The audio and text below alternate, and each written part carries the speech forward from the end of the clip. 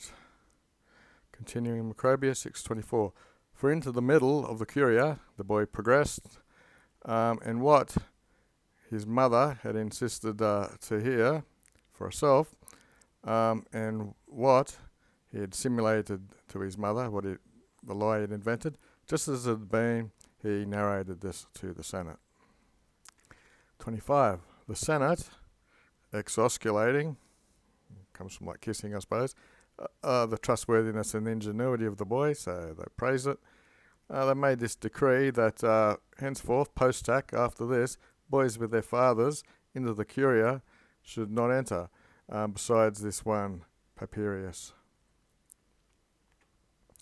To this boy, afterwards, for the sake of honour, by this decree, he was given the cognomen Praetextus, which is there in the nominative, because of his silence, because of being quiet, and of speaking prudently or wisely in his age, when he's wearing in his praetext age, in his young age where he wore that, so he got named after the garment he was wearing. This cognomen, last name, afterwards stuck to our family in name, not differently than the Scipiones, it is said, or they're said to have their name, the name of Scipio, because there was a Cornelius who would control or lead the father for a walking stick, basically a baculus. This father was Carentem Luminibussus.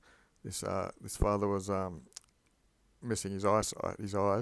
So Scipio, another name for a stick, this name became his cognomen, and this was given for posterity from his name. We have a name in English like Rod, so that's probably what they called his name, Rod, in the lobe. Thus Messala, your Messala, is called this, that's evocative there, from the cognomento, from the name, who, when he took the city Messala, a very noble city of Sicily, got the cognomen Messala. 27. Nor is it amazing if they're born from names, if names come about from cognomens, last names. When also contrarily, cognomena, which is the neuter plural form, comes from these own names. They're tractor from it. They come from it. So it's basically like getting a nickname, and then your family name afterwards comes from it.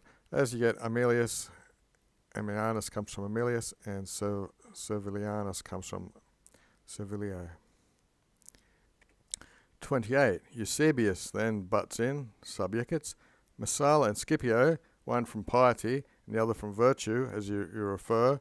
It's how they discover these last names. But Scrofa and Asina, which are to men not mediocre, these are their cognomens. Obviously that's from a donkey and whatever. Volo is one of these words that doesn't need to take an order, just goes straight into the subjunctive. I want for you to say from how this happened, when it seems, or they seem, more of an insult than something appropriate for their honour. Then Praetextus illi.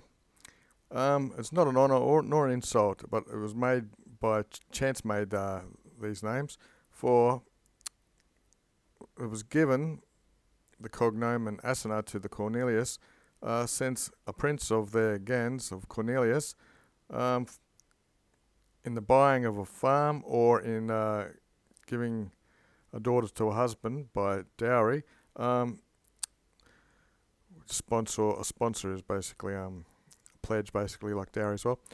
These were demanded according to the solemn rites of marriage, and us, with a burden of money, was produced into the forum, led into the forum, and as if this was the pledge, the present pledge for this promise.